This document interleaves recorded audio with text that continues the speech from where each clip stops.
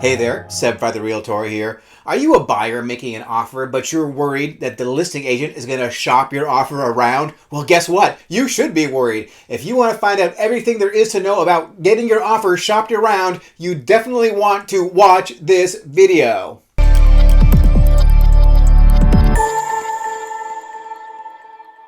You know, I work mostly as a listing agent, and I work with a lot of sellers. And when you're representing a seller in a sale, you have a fiduciary responsibility to the seller and only to the seller to get them the very highest price and terms that the market has to bear for their home. Now, if you are a buyer and you submit an offer to the listing agent, his job is not to get the seller to accept your offer or make you a response to your offer within your offer expiration time.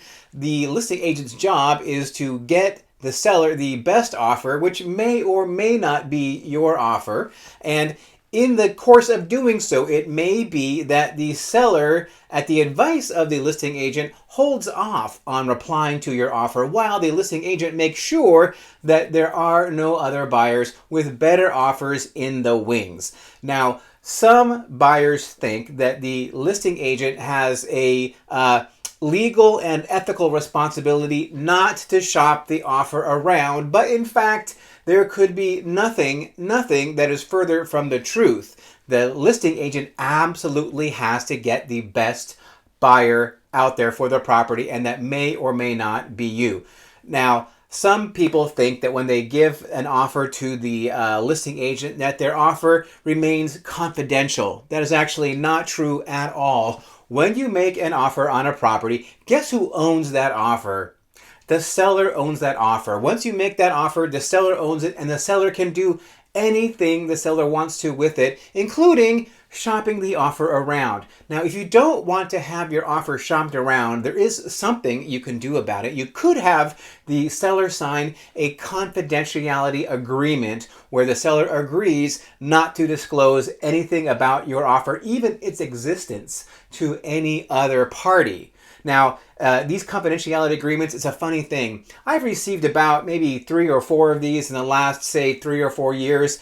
And every time I receive one, they send the confidentiality agreement along with the offer itself. It is so hilarious because they send the agreement and the offer, which means that I have the offer and I haven't agreed to keep it confidential. So funny how some realtors work, but every single time I've gotten one of these confidentiality agreements, they never do it right. You need to send it ahead of time before you present the offer and get the seller to agree to keep it confidential before they even receive the offer for that to have any kind of binding effect. Now, in case of point, I don't actually shop offers around per se. I actually have a process that is significantly more nuanced than that. But forgive me, dear buyer's agent, if after you submit your offer, I don't meet your tight timeline to get a response back to you, because that's not my job. My job is to not respond to you within the time that you have allotted to my seller. My job, again, as always, is to get the seller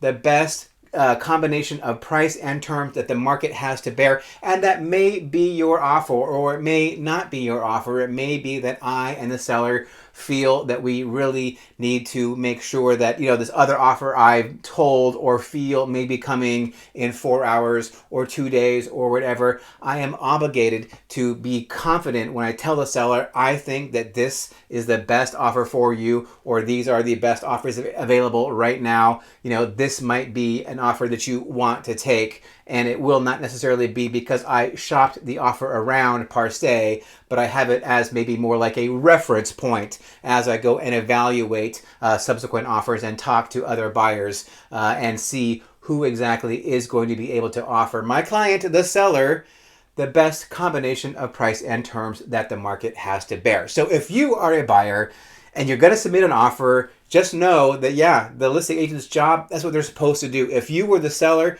you had a house to sell, I'm sure you would want your agent to do the exact same thing to get you the best combination of price and terms, regardless of what initial offers you may receive along the way as part of that process. All right, well, that's all I have for this video. And if by any chance you did enjoy, I'm guessing that you might also enjoy some of these videos over here. These are some of the most popular videos here on my YouTube channel, so please do check those out. All right, that's all I have. Thank you so very much for watching, and please stay tuned.